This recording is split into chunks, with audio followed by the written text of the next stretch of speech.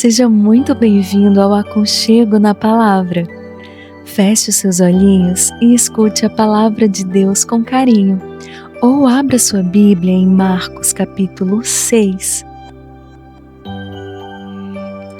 Logo depois disto, Jesus deixou aquela região do país e voltou com os seus discípulos para a sua cidade.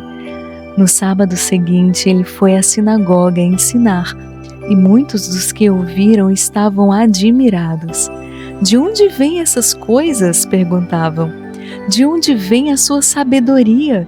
Como ele faz esses milagres? Não é ele o carpinteiro, o filho de Maria e irmão de Tiago, José, Judas e Simão? E as irmãs dele moram aqui entre nós. E ficaram escandalizados com ele. Jesus então lhes disse: um profeta é respeitado em qualquer lugar, menos na sua terra, entre os seus parentes e pela sua própria família. Por causa da incredulidade deles, ele não pôde fazer nenhum milagre poderoso ali, a não ser impor as mãos sobre uns poucos doentes e curá-los.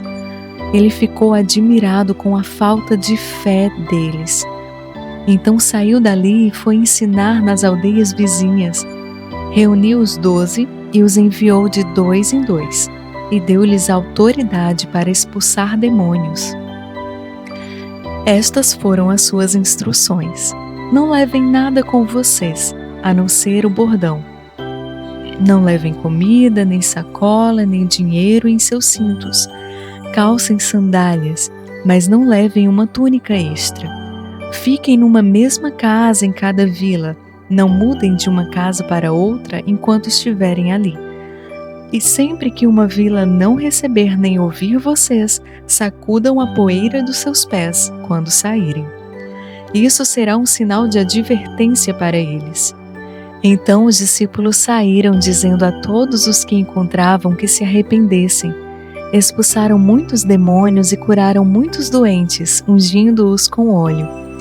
Logo, o rei Herodes ouviu a respeito de Jesus, porque os milagres dele eram comentados em toda parte. O rei pensava que Jesus era João Batista, que havia ressuscitado. Por isso o povo estava dizendo: não admira que ele possa fazer tais milagres. Outros pensavam que Jesus era Elias, o antigo profeta, que agora retornava à vida. Ainda outros afirmavam que ele era um novo profeta igual aos grandes profetas do passado.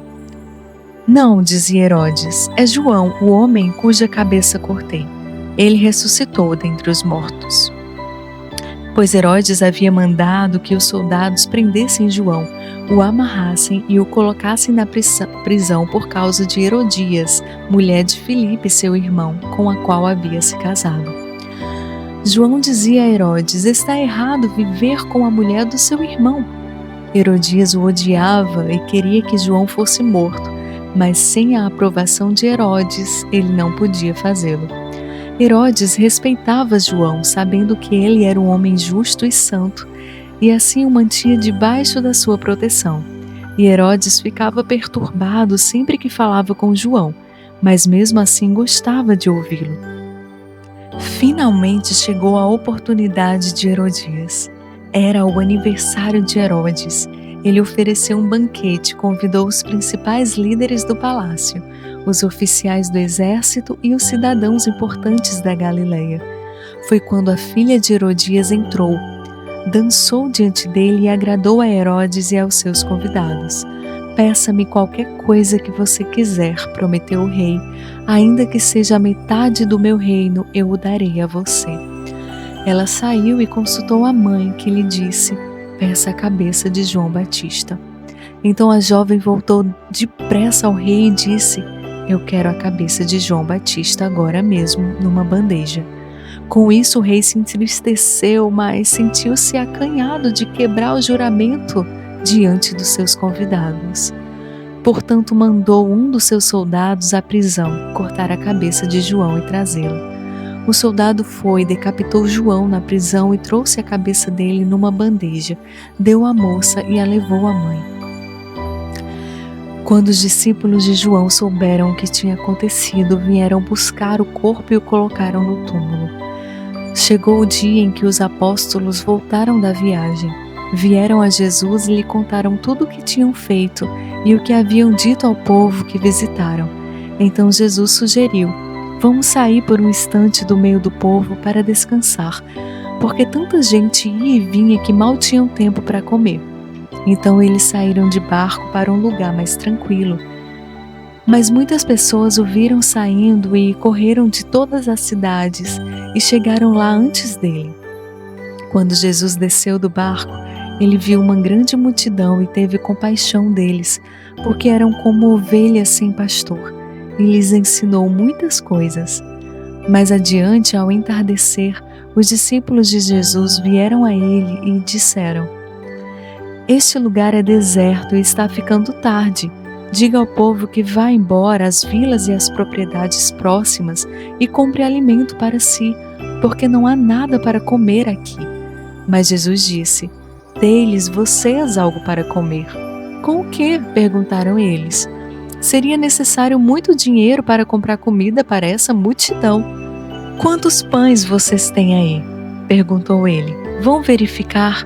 Eles voltaram e informaram que havia 5 pães e 2 peixes. Então Jesus disse à multidão que se assentasse em grupos na grama verde.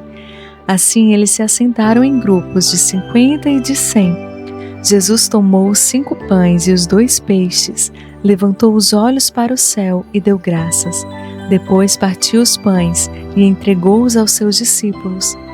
E também dividiu os 2 peixes com todos. A multidão comeu até ficar bem satisfeita. Os discípulos recolheram 12 cestos cheios de pedaços de pão e de peixe. Havia cerca de 5.000 homens ali para aquela refeição. Imediatamente depois disso, Jesus ordenou aos discípulos que voltassem para o barco e atravessassem o mar para Betsaida, onde ele os encontraria mais tarde.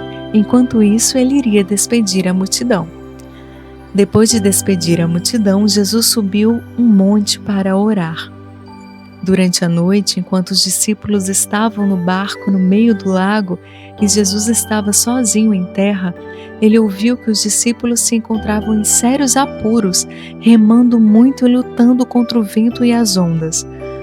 Por volta das 3 horas da madrugada, Jesus dirigiu-se a eles caminhando por sobre a água e estava se aproximando deles.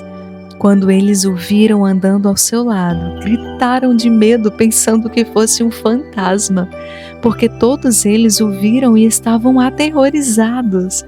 Porém, Jesus imediatamente falou: vai tudo bem, disse ele, sou eu, não tenham medo. Então Jesus subiu num barco e o vento parou. Os discípulos ficaram assustados, sem poder compreender aquilo, pois não tinham entendido o milagre dos pães, pois seus corações estavam endurecidos. Quando chegaram a Genezaré, no outro lado do mar, desceram do barco. O povo que estava ali reconheceu Jesus imediatamente. Correram logo pela região toda espalhando a notícia da chegada dele e começaram a trazer-lhes os doentes em esteiras.